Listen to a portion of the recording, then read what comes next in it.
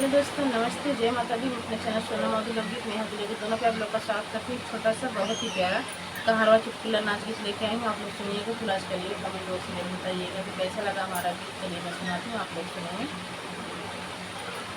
पूरा जागो रे हम सांवर बदरिया, तूरा जागो रे हम काली बदरिया।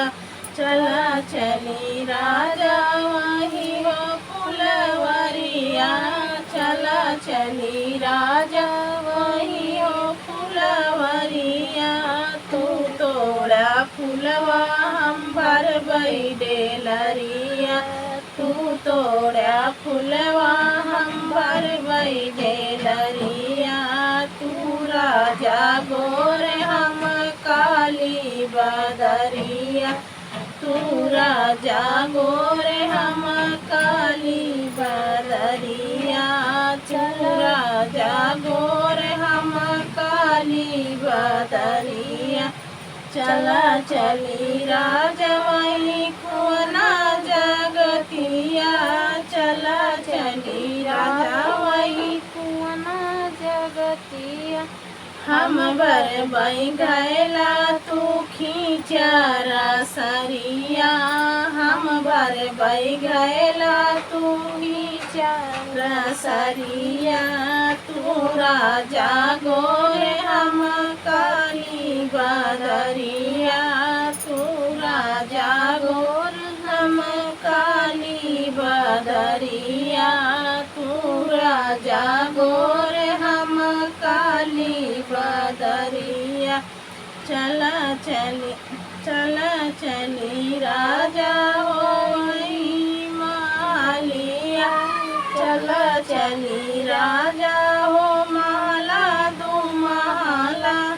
तू सोया गद्दा हम बैठब घोड़ावरिया, तू सोया गद्दा हम बैठब घोड़ावरिया। तू राजा गोर हम सावर मेहरिया, तू राजा गोर हम सावर में। तू राजा गोर हम काली बदरिया, तू राजा गोर हम काली बदरिया। तू राजा गोर हम काली बदरिया। चला चली राजा हो वही फुलवरिया, चला चली राजा हो बागा बगीचा। तू तोड़ा ने बुला हम धरबई डगरिया, तू तोड़ा ने बुला हम धरबई डगरिया। तू राजा गोर हम काली बदरिया, तू राजा गोर हम काली बदरिया।